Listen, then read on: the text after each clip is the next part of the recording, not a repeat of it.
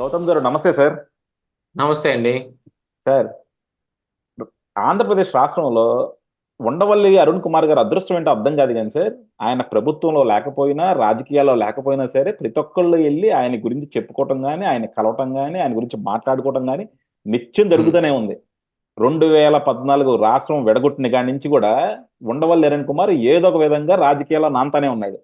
మామూలుగా అవును. మనలాంటి వాళ్ళు అందరూ చెప్పుకునేదంటే మన ఆంధ్రాకి పట్టిన శకుని ఎవరైనా ఉన్నారంటే ఉండవల్లి అరుణ్ కుమార్ గారు అనే చెప్పుకుంటాం మనం. అందులో అసలు మనం అవును. ఒక యాంకర్ గా చెప్పుకోవడానికి లేకపోతే ఒక మనం టీవీలో ఉంటా జర్నలిస్ట్ గా చెప్పుకోవడానికి కూడా నేను ఎక్కడ సిగ్గుపడిన అనమాట. అలాంటి వాళ్ళు నిజంగా మన ఆంధ్రాకి దరిద్రమే.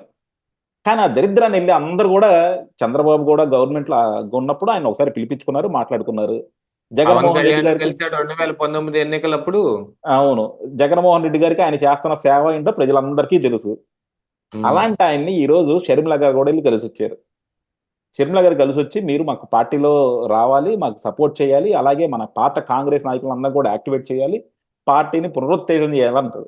అసలు నిన్నటిదాకా జగన్మోహన్ రెడ్డికి కావాల్సిన సదుపాయాలన్నీ కల్పిస్తున్న ఉండవల్లి అరుణ్ కుమార్ గారు షర్మిలకి ఏ విధంగా న్యాయం చేస్తాడని షర్మిల వెళ్ళి కలిసింది.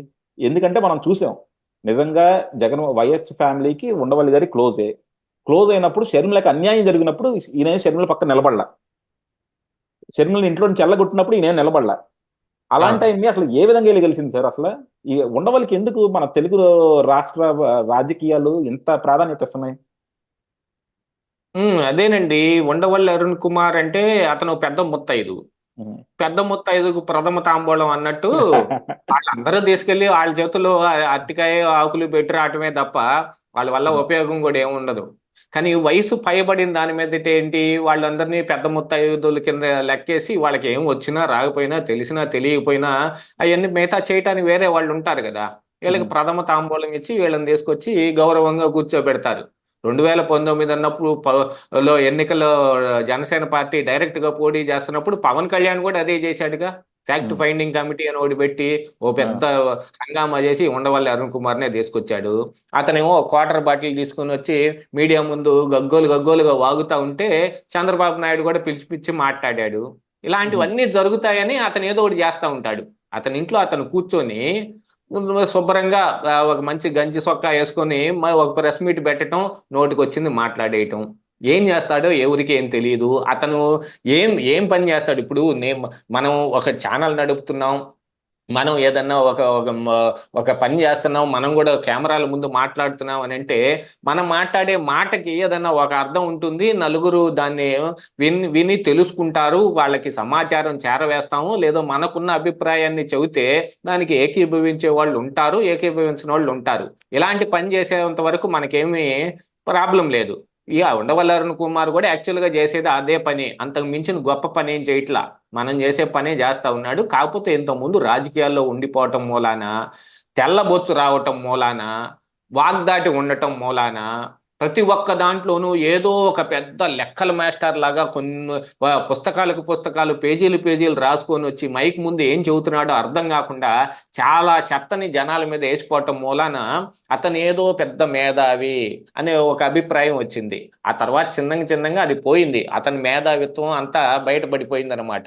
ఎప్పుడైనా సైలెంట్ గా ఉన్నంతసేపు ఏమవుతుంది, "యో మా ఇతను చాలా నాలెడ్జ్ ఫెలో కాబోలు" అని అనుకుంటారు. నోరు తెరిచి మాట్లాడటం మొదలు పెట్టినప్పుడు తెలిసిపోయింది కదా. అలాగనే ఇతని బండారం కూడా బయటపడిపోయింది. జగన్మోహన్ రెడ్డికి ఏం కావాలంటే అది చేయటానికి ఇతను ఉంటాడు. జగన్మోహన్ రెడ్డి అసలు ఇప్పుడు ఆ రోజు క్వార్టర్ బాటిల్ పట్టుకొని అంత గోల చేసిన ఉండవల్లి అరుణ్ కుమార్ ఈ రోజుకి ఆంధ్రప్రదేశ్ రాష్ట్రంలో లభిస్తున్న మద్యం మీద మాట మాట్లాడలేదు అని అంటే అది మొత్తం ఆయన దాగే చచ్చిపోయినంత పని. ఉమ్. నిజంగా చెప్పాలంటే ఎందుకు మాట్లాడు, ఆ రోజు ఎందుకు మాట్లాడాడు, ఈ రోజు ఎందుకు మాట్లాడటం లేదు.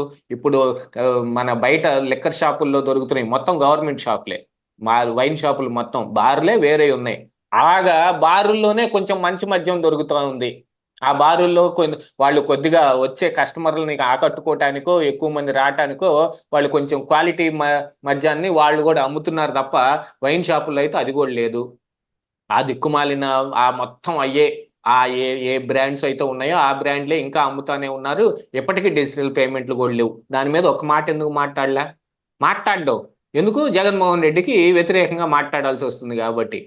కాకపోతే ఇప్పుడేంటి కొత్తగా ఈవిడ తెలంగాణ నుంచి ఆంధ్రప్రదేశ్ రాష్ట్రానికి వచ్చింది, అందులో పిసిసి అధ్యక్షురాలను చేశారు. కాంగ్రెస్ పార్టీ వీళ్ళందరూ ఇంతకుముందు కాంగ్రెస్ పార్టీలో ఉండిపోయిన వాళ్ళు వీళ్ళందరినీ పోగేసి మనం కాంగ్రెస్ పార్టీని ఇక్కడ బలోపేతం చేద్దాము అనే ఉద్దేశాలు ఏమున్నాయో, లేకపోతే ఏదన్నా సలహా ఇస్తాడనో, లేకపోయినా మీడియా ముందు కొంచెం షో చేయటానికైనా సరే నేను వాళ్ళని కలిసాను వీళ్ళని కలిసాను ఇది చేశాను అది చేశాను నేను ఇవన్నీ చేస్తా ఉన్నాను, మరి కాంగ్రెస్ పార్టీ బలపడక ఏమవుతుంది అనేదానికి. ఎందుకంటే కాంగ్రెస్ పార్టీకి ఇక్కడ ఇప్పుడు జాకీలేసి లేపటానికి ఒక మంచి అవకాశము, కొత్త మనుషులు కావాలి. అలాంటి దానికోసమే ఇప్పుడు ఆ షర్మిలని తీసుకొచ్చి ఇక్కడ పిసిసి అధ్యక్షురాలను చేసింది. లేకపోతే ఇక్కడ లేకనే ఎంతమంది లేరు, ఆవిడే వచ్చారు ఎందుకు చేయాలి? ఇప్పుడు ఆ జాకీ వేసి లేపే పని చేయాలని. అందున అధికారంలో ఉన్న జగన్మోహన్ రెడ్డి అంటే ఆవిడకి పట్టట్లేదు అనే విషయంలో కానీ, లేకపోతే జగన్మోహన్ రెడ్డి గురించి ఎక్కువగా మాట్లాడే అవకాశం చెల్లికే ఉంటుంది, ఏదైనా పడని చెల్లికే ఉంటది కదా, ఆవిడ మాట్లాడిద్దని. కానీ ఇప్పుడు గత 2 రోజులుగా ఆవిడ స్పీచ్లన్నీ మనం చూసామంటే మొత్తం జగన్మోహన్ రెడ్డిని ఎక్కువ టార్గెట్ చేస్తుంది. కోర్స్ మధ్య మధ్యలో చంద్రబాబు నాయుడు అని అంటుంది, ప్రత్యేక హోదా అంటుంది, ఇవన్నీ జరుగుతూనే ఉన్నాయి. ప్రత్యేక హోదాని మేము అప్పుడు విభజన హామీల్లోనే పెట్టామంటే అసలు విభజన ఎవడు చేయమన్నాడు మిమ్మల్ని? అంత దిక్కుమాలిన విభజన. మరి దానికి సమాధానం చెప్పాలి కదా. మా జగన్మోహన్ రెడ్డి మా నాన్న ఆశయాలు మొత్తాన్ని తొంగలో దొక్కేశాడన్నా ఏం మాట్లాడినా ఆవిడ చెల్లుద్ది కాబట్టి ఆవిడ తీసుకొచ్చుకున్నారు. ఈ ఎన్నికల్లో కాకపోయినా నెక్స్ట్ ఎన్నికల కన్నా మనం బలం పుంజుకునే అవకాశం ఉంటది, ఆ రోజుకి కావాలంటే ఆవిడ ఎల్లగొట్టేసేయచ్చు అని వాళ్ళేం ప్లాన్లు వేసుకున్నారు మనకు తెలియదు కదా. అలాంటి ప్లాన్ ఏదన్నా ఉండి కూడా ఉండొచ్చు.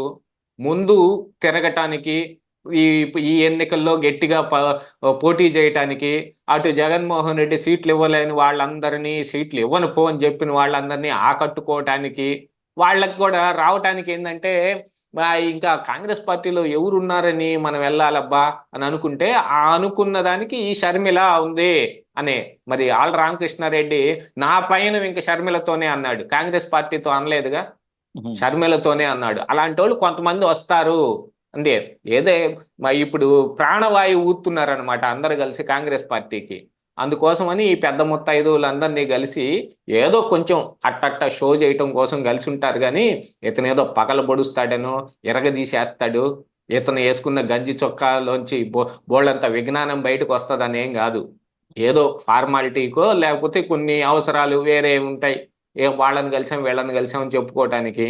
అలాగనే పాత నాయకులందరినీ ఇప్పుడు రఘువీరారెడ్డి గారు, తులసిరెడ్డి గారు అంటే ఆల్రెడీ ఆయన లైన్లోనే ఉన్నాడు, టీవీల్లో నిండా ఆయన కనిపిస్తానే ఉన్నాడు. చాలా మంది నాయకులు స్తబ్దుగా ఉన్నారు కదా, వాళ్ళందరినీ లేవేయటం కోసం ఇప్పుడు ఈవిడ అందరి చోట్లకి అన్ని చోట్లకి తిరుగుతూ ఉంది. అందున జగన్మోహన్ రెడ్డిని విమర్శించుకుంటా తిరుగుతేనే కదా ఇప్పుడు మన ఆంధ్రప్రదేశ్ రాష్ట్రంలో అధికారంలో ఎవరుంటే వాళ్ళని విమర్శిస్తేనే కదా ప్రజలు మన పట్ల ఆకర్షితులయ్యేది.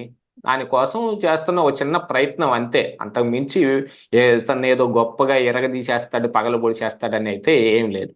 కాకపోతే ఒకటి సార్, ఎప్పుడైనా సరే మనకి మన గురించి బాగా ఎవరికి తెలుస్తుంది? మన పక్కన ఉన్న వాళ్ళకనమాట.